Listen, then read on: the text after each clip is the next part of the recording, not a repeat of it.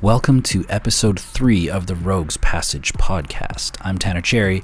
This episode was recorded in the middle of June here on our launch day where we kicked off the channel and finally said hi to the world. We did this kind of in the middle. Actually, we're going to learn to do this better in the next time as well. We can't quite get a full day of our wireless microphones for the battery, so we're going to kind of place a podcast in the middle while our mics charge, and that's what we tried to do here as well. We just decided to sit down and pop out the XLR mics and have a proper discussion with our guest who drove in from over an hour out of town, Nicholas Wingbeard. You can find him and his content on TikTok at Wingbeard and YouTube as well. TikTok especially, there's he talks about a very cool foiling process that he does where he pulls the foil off of certain cards and then adds them to like a sleeve, sort of like what Alter Sleeves does, and he actually has some videos detailing the process on his TikTok. So I really recommend popping over there. I'll put all the links in the description as always to make it nice and easy for you. Otherwise, enjoy this random or kind of just jumped into conversation here with my co-host Brandon, and we sat down and interviewed Nicholas Wingbeard on all the socials, and very interesting, very cool dude. And also shout out to him, thanks for making the trek and being an awesome early supporter. We really appreciate it. And all the best. I hope you guys enjoy this. I guess it's not a long episode, but it's a good one. We'll see you later. Welcome back, Rogues Passage podcast. That's, I guess, the name we're going with. Name pending, but for now, yeah, we're just the Rogues Passage podcast. Awesome.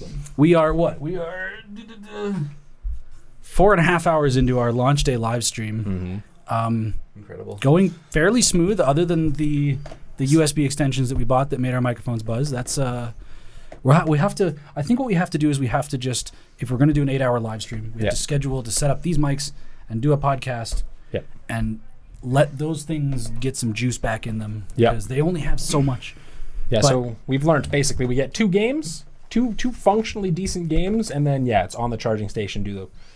So I'm curious how long they would last, because it was like we were 4 hours of recording and they were blinking, so we might get 6 hours straight. But maybe. Yeah. So talk about the game where you got to 238 life and lost. I don't want to talk about it. I guess we should probably just do introductions. Hi, I'm Tanner Cherry. This is one of my fellow rogues. I'm Brando. And today we have a guest that we met yesterday on Facebook. I posted in the Calgary Magic the Gathering group, which awesome group, fucking great people. Yeah. Shout out to everybody in there. And I was just like, hey, if anybody's like keen on coming down and being a part of the thing, like let me know. And I am never shy, and I definitely want to build my online profile, so I'm happy to be here with you guys. Hell yeah. Heck yeah. Is there anything that you want to share right now? You can check me out on TikTok. I'm Wingbeard, and just starting the online profile on YouTube as well. Okay, perfect. Perfect. I think we'll be airing this as an actual episode on the channel at some point later. Oh yeah, this stuff will all make it there at some point. So we'll get those links for that in the descriptions below. Nice. Yep. Yeah. All right.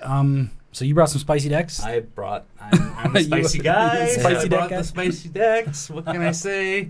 This is a new Pinger deck I put together. It's like a manual storm / Pinger deck. Doesn't have any meta win cons, but it's got some lightning bolts in it. It's got some lightning bolt draw 3 and some fast mana. Some good stuff. Yeah. It also looks like it's quadruple sleeved. No, so I use KMC hard inner sleeves and Dragon Shield matte double sleeves. Interesting. So may I see one? Yeah, certainly. KMC hard inner shields? So they're a little bit thicker on the inside. Oh, I see. And it gives just that extra protection. I'm an all foil player, unless it's reserved list or whatever. And I'm a foil peeler too. So if you guys ever seen some foil peels, I got some here. What do you mean by foil peeling? I'll grab a couple and I'll show you. Do I have one in this deck? I think you're the counter spell, the free one. Oh yes, I put a gilded foil frame swap on that one. Yeah, there's a Fierce Guardianship here with a gilded. So basically, we got those in New Capenna. I really liked the gilded foil frames.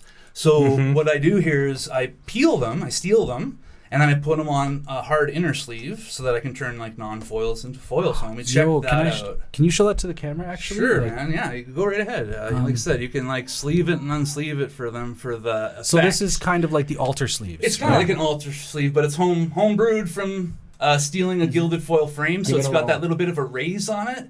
Give it a little bit of a feel like it's really stellar. Anyways, a little bit. It's hard. They're hard to, like I said, on the camera, but in person you can attest that it looks pretty good. Yeah, that is sick. I want to talk about this. Oh my fucking god! Yeah, man, this is fucking gorgeous. This is Brady. Hi, I'm Brady. I'm rogue number 3 in this.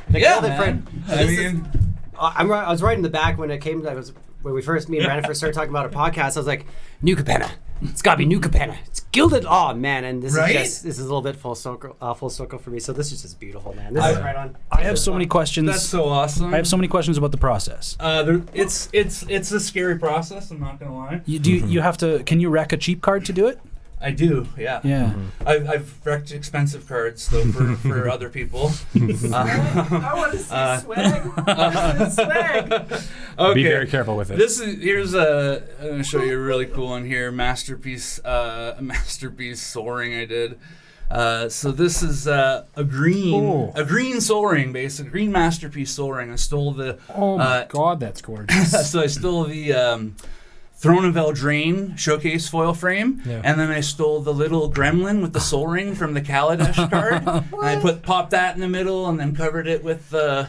Are you a hobbyist or something? I am. Like I said, these foil peels are like a side thing of mine. I just do it for myself usually to turn non-foil print cards into foil frame of some sort. Isn't that beautiful? So right? how do you get it to adhere to the plastic of the sleeve? Just glue, bro. I mean, so here I'll give you the nitty gritty of it. So yeah, you soak the card. You take whatever cards you're wanting to peel the foil off, and you soak it. It's a dangerous process, and it has a high fail rate because they crinkle. But if you can have them lay flat and peel all the cardboard off the back face of the card to leave you with just the foil layer, and then you can take that very thin foil layer to chop block and exact about the pieces. This kind of reminds me of like the model kits that I built when I was young. You take the decal sheet and soak them in water, and then you have to like really, really carefully slide the decal off of the sheet. He looks impressed. I want to show him the soul ring. Peel-on tattoos. Yeah. Peel-on tattoos. It feels like it's like kit bashing your cards. Yeah. So That's basically what it is. You say that you do this as a service?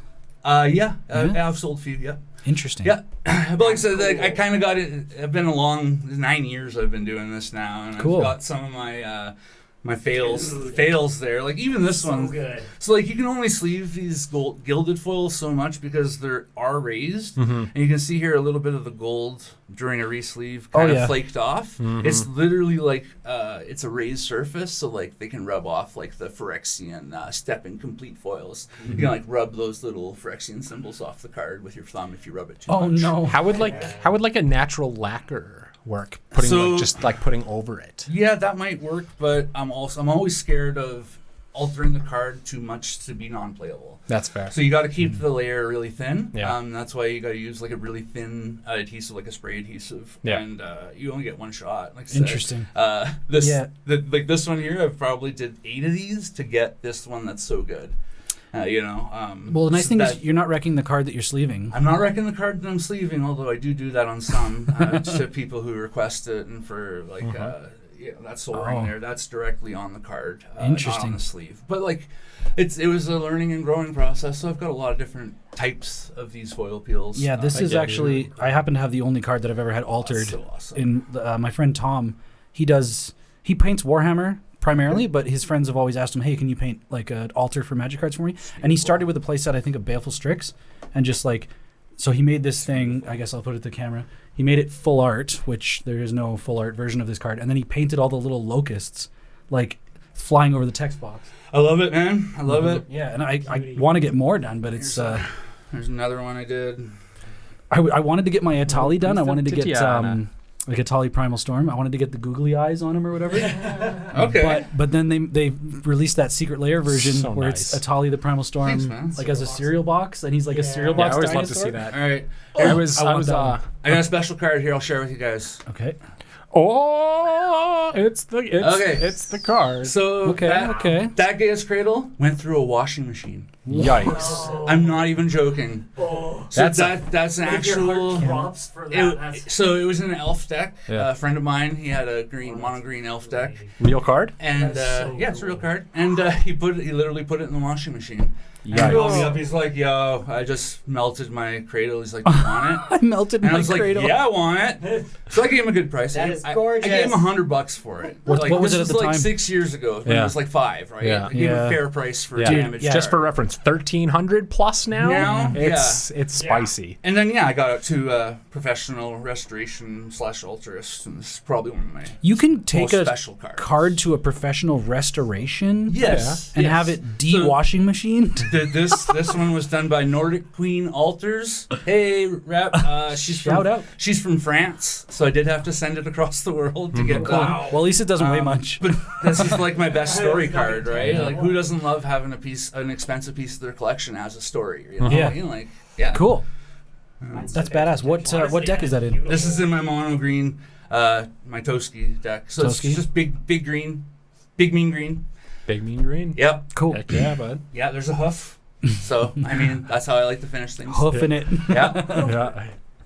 Yeah, the hoof gets the job done. That's for sure. The old barnyard finish. Gotta love it. Yeah, like I said, I have this saying that every deck is an art gallery. Mm-hmm. You know, it's a way to express yourself. You know, you'll find that all my decks have matching basics and high synergy and a streamlined plan to do a certain thing. Have you seen, there's a really, really beautiful episode by Ristic Studies, the guy that he's a YouTube channel. He does primarily mini documentary. I'm not too sure if I have. Oh my God. Like I said, I've been diving into trying to create content rather than looking at content. But like I said, when I see independent guys just starting out, I want to jump on board and play with you guys. I feel like you would appreciate this episode though, Ristic Study. He met a guy, I can't remember what the episode is called, but it's like the most unique commander deck in existence. And this guy just took it upon himself to create an entire commander deck out of 100% custom artist proofs. Sweet. So every single card is like a one of a kind piece directly from the artist. Yeah. And I can't even remember how much the deck is called or the deck costs. But that episode, of course I'll link it in the description. I can't remember it now. Also link up the Yes, we'll link your TikTok and your YouTube. Yeah. Because I'm just starting on YouTube, but the TikTok's gaining some traction. I'm got 150 followers. Thanks everybody, and keep coming and watching. And the foil peeling I'm gonna get back into. We just got that last set. It had the masterpiece frames on the commons and uncommons. Yeah. So I got a bunch of Rayavs. I'm gonna peel those, and I'm gonna put a bunch of masterpiece frames on some nice non-foil cards. Yeah, is that from the Multiverse Legends sheet or whatever? Yeah, that's right. Yeah. I'm excited to do those. Hell yeah. Cool. Yeah. Hell yeah. I picked up. We're building Pauper Commander decks right now.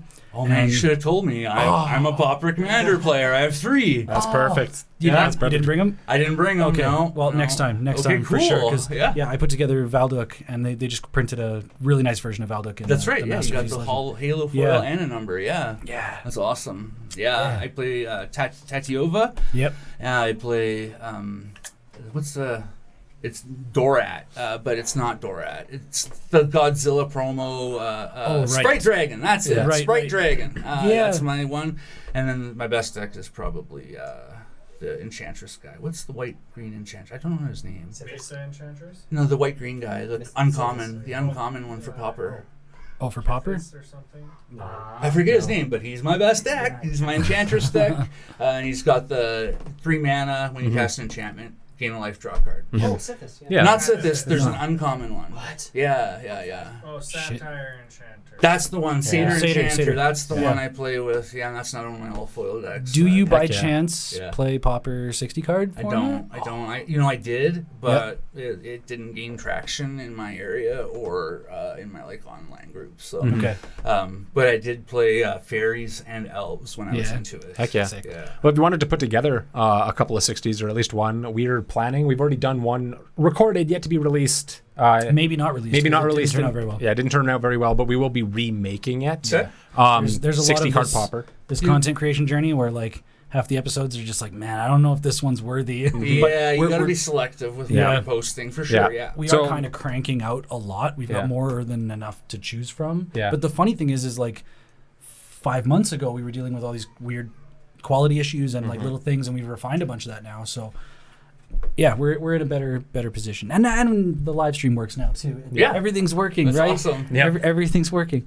But like, for me, as far as non-singleton, I've never been a fan.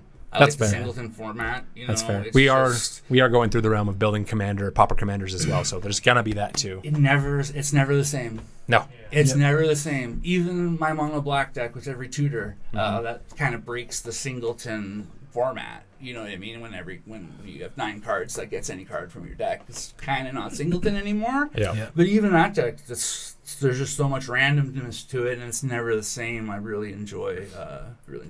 I appreciate that, and I do love it. But I'm also conflicted at the same time because as of 3 months ago, I've been like playing Arena consistently because I took a huge break, and I'm interested in it again, and I'm interested in Standard, which is few and far between when I actually latch onto Standard. But like the coolest thing is like I've been playing the mono blue tempo deck. It's pretty simple. It's only got 8 creatures. It's got the Haughty Djinn and the Tolarian Tarian. It's a great card. So it's basically like filling up your graveyard and getting powerful or cheap creatures. But the cool thing is it's very selective. Like you have to make sure you're countering the right stuff. And the most fun that I have is when I play the mirror. Like when I see someone lead on Island Go and then Island Go, and I'm just like sick because like the one thing that I love is I know what cards are in the deck, so I can think about. I like roll back into really thinking about my next play, being like, okay, if he has Make Disappear or Fading Hope or something, right? Yeah, and the mirror is a lot better when you're playing reactively. I understand that. Yeah, but I love that thought pattern of like knowing what you might be in those 7 cards in hand, and playing like when you're playing singleton, it's really just like. Who the fuck knows what's happening? You never know what's going on unless you drop Thoughtseize or something or Git Probe or something. But it's just so, that's another thing. I can't support non-paper products, non-paper Magic products. I can't do it. I can't, I'm a free player on Arena. But I don't trust the shuffler. I don't trust the programming. Oh, really? I don't trust the programming. No, I get it. After it's a little different, but after using Moxfield for so long, its shuffler is garbage. Moxfield, for you dirty rat bags who use that to your advantage, I just gotta say, I'm not a big fan. Like, I like paper, man. It's you can't stack your hand with paper without everyone seeing you on your camera. But with Moxfield, you can do a lot of stuff off screen that the other players in the pod wouldn't. What do you mean? Like, are you able to play games on Moxfield? So people I have a lot of experience playing against people who play Moxfield, and you can literally sculpt your hand to to react to what's going on in the game state. It's really frustrating. Do you have any way of explaining how? So basically it's a timing thing. If you're playing someone who you have a history of playing with on Spell Table or Discord, and they take an excessively long time to make decisions using Moxfield as a host, they're usually using the host to manipulate the game in their favor. Like going to search out a card and put it and swap it for a card in their hand, all off screen, right? Before the game starts? No, during the game too, mid-game, because they can like literally pause the host and switch the stuff around. And so this is sort of like Tabletop Simulator where you can the game engine doesn't like bind you by rules. I just, like I said, I've had some really bad and very sketchy experiences playing with some people that I've played with regularly, and like I said, I have very great suspicions that they're manipulating the host to their advantage. In the process of taking exceptional amounts of time. Like when you're using a streamlined host, that's the idea. You're using a streamlined host so you can do it faster and more efficiently. But if the user is using it sluggishly and not to its purpose, then you have some questions that need to be raised for sure. Interesting. That would piss me off. That, like I said, and it's hard to prove too. You know what I mean? Just like when someone's playing on Spell Table, you know what I mean? When they take their hand away, if you take your hand away from the camera during the game, there's no guarantee that you did not swap your hand off camera. Sitting there is no guarantee. I don't believe it for a second that you aren't a dirtbag and you aren't, if like I said, if you're doing that, I have a very good habit of, like I said, taking my cards, and when I'm done my turn, I put them on the table like this. I do the exact same thing. And then I'll grab something to fidget with if I need to fidget off camera. But always represent your cards on camera because, like I said, it's even just the suspicion of it is too much to really, even our recordings today sort of thing. It is. It's always either it's like I've always kind of managed where it's like it's right here, or if that spot's taken up because my board's to that, it's right there. But on like spell table, of course, it would always be. But with this, because of our angles, that's right. There's not there's even sitting there off the side. Everybody can see that I'm putting them down. Everybody can see that I'm picking them up. Because I've had the same experience when it's come to spell table. So and I gotta fess up here too, because like I could do it easily. Yeah. My entire collection is sleeved in the same type of sleeves for that same purpose of moving, for just moving around. Cards around to where I want them. Right. Yep. Why have 10 sets of fetches? Yeah. You know what I mean? When you can literally just put them in other decks. Yep. Makes it easy because then you just buy a box of that sleeves, right? That's right. And like I said, and then you can get a high quality sleeve that you can just keep replacing and stuff. That's actually really smart too. Thanks, man. Like dealing with, I'll just pull it out there. Yeah. One of what is sort of the art cards that generally come from Ultra Pro and stuff. I mean, they're still great product and stuff, but don't get me wrong.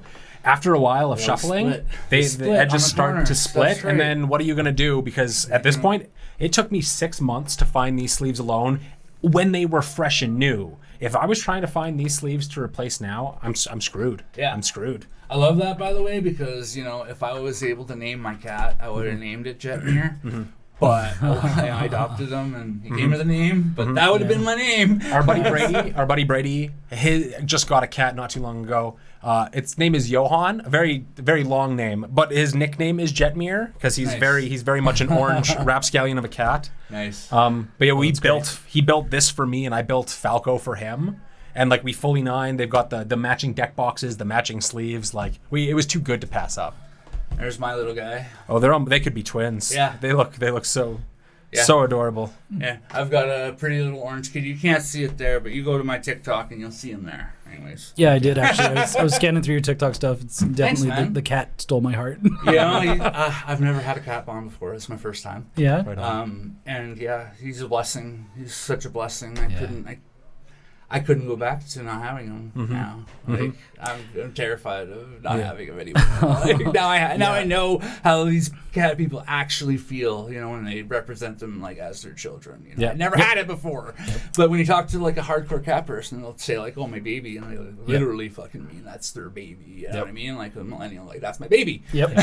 But now I know that feeling. Yeah. And I have children too. You can't differentiate. They're family, man. It's family now. Dude. Well, the thing is, what you're experiencing is a bond. You see, dogs, cats, like there are exceptional relationships that you build with animals, and when you build an exceptional relationship with an animal, it's special. It's incredible. It's special. You're right. One of our boy cat, Captain Jack Sparrow.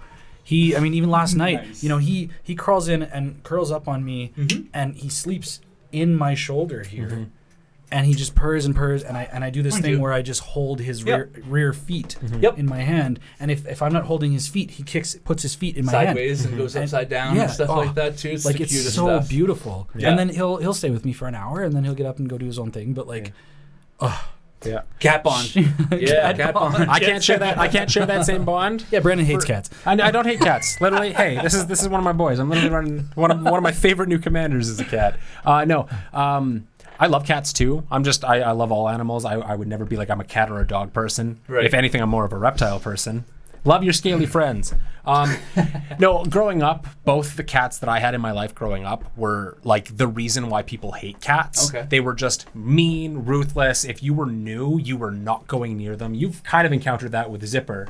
Oh my God, your sister's cat? Yeah. Which parallels. Luna is, like, they have two cats right now. Luna is, you could bowl with Luna. She doesn't care. You can do anything you want, and she's down for it. Zipper, on the other hand, is like, no.